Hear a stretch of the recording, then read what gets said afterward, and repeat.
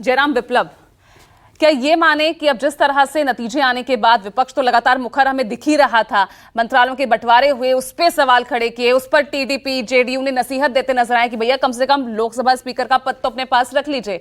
और कल मोहन भागवत आरएसएस प्रमुख के इस बयान के बाद तो और ज्यादा यहां पर मतलब क्या माने, ये भी शुरुआत है, अभी तो आगे और इस तरह के बयान सामने आएंगे और सामना करना पड़ेगा। अच्छा लग रहा है मुझे देख करके कि आज कांग्रेस पार्टी और विपक्ष इस स्थिति में प्रतिपक्ष की चर्चा भी हो रही है, तो वो इस स्थिति में पहुंच चुके हैं कि उन्हें राष्ट्रीय स्वयंसेवक संघ के विचारों को अग्रेसित करना पड़ रहा है। भारतीय जनता पार्टी और संघ के बीच में कुछ मनमुटाव का विषय पूरे चुनाव से लेकर अब तक वो बनाने का प्रयास कर रहे हैं, लेकिन भारतीय जनता पार्टी और राष्ट्रीय स्वयंसेवक संघ का जो संबंध है उसको समझना कांग्रेस पार्टी या अन्य लोगों के लिए इतना आसान नहीं है। यहाँ पर कुछ भी कहने सुनने की आवश्यकता नहीं है, क्योंकि संघ जो है भारतीय जनता पार्टी का वैचारिक अधिष्ठान है और वहां से समय समय पर जो भी मार्गदर्शन मिलता है वो राष्ट्रीय स्वयंसेवक संघ के स्वयंसेवकों के पास पहुंचता है और उसका इम्प्लीमेंटेशन भी होता है। अब आप देखिए कि आज विपक्ष की स्थिति क्या है। विपक्ष कह रहा है कि चल हो जा शुरू। केसरिया से मन जोगी हुआ रे, दिल झूमे देखो पतवारा हुआ रे, दिल झूमे देखो पतवारा हुआ रे। हर पल मनाओ केसरी त्योहार। विमल बोलो जुबान केसरी। इन एनडीए के बीच में ये चीज है, एनडीए के बीच में दरार है। हमारे भारतीय जनता पार्टी के केरल से जो मंत्री बनाए गए हैं उनको लेकर के कल दिन भर अफवाहें चलाई गई।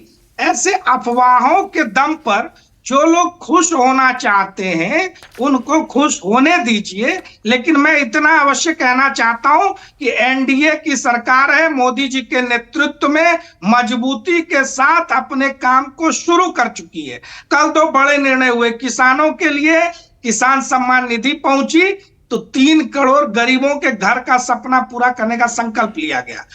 आदरणीय नीतीश कुमार जी हो, आदरणीय चंद्रबाबू नायडू जी हो, आदरणीय शिंदे साहब हो, आदरणीय चिराग पासवान जी हो, जयंत चौधरी जी हो, जितने गठबंधन के साथी हैं ये प्रोग्रेस हैं, प्रो डेवलपमेंट सोच रखने वाले हैं। अपने अपने राज्यों में और जहां भी इनको जिम्मेवारी मिली है इनकी पहचान विकास पुरुष की है। तो मोदी सरकार जब विकास के एजेंडे पर देश में 2047 तक विकसित भारत के संकल्प को पूरा करने के रास्ते पर आगे बढ़ रही है, इन तमाम दल के शीर्ष नेताओं ने खुले मंच से कहा कि मोदी जी देश हित में आप जो भी फैसले लेंगे, आपको जो भी करना है बिल्कुल। ये तारीफ तो मोहन भागवत ने भी की है, लेकिन उन्होंने ये भी कहा कि जो देश का सेवक होता है उसे अहंकारी नहीं होना चाहिए। अगर सत्ताधारी को विपक्षियों की सुनना चाहिए, ये भी नसीहत देते नजर आए।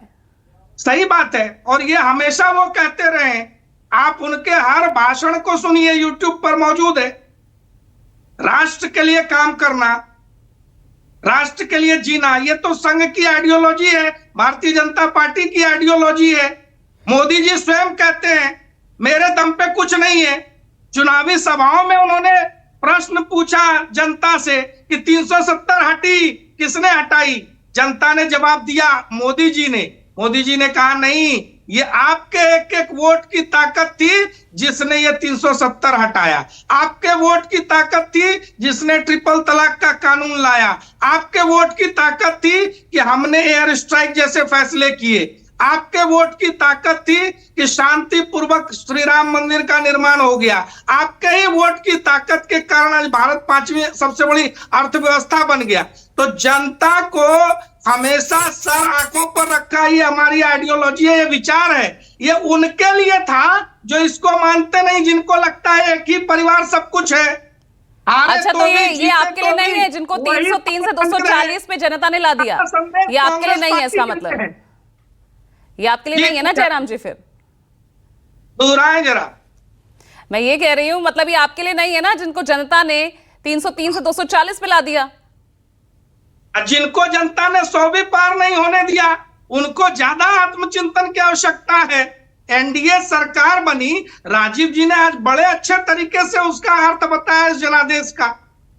राजीव जी को भी तो जरा सुनिए, उनकी बातों पर भी अमल करिए। लेकिन उस कांग्रेस पार्टी के लिए जिसको जनता ने 100 के पार नहीं जाने दिया, क्योंकि 70 वर्षों के उनके अतीत को जनता जानती है। आज कांग्रेस कार्यालयों के बाहर महिलाओं की लाइन लगी है, ठगी के शिकार हो गए हैं, लोग मुकदमा करा रहे हैं। राहुल गांधी पर 420 धोखाधड़ी का मुकदमा चलने वाला है।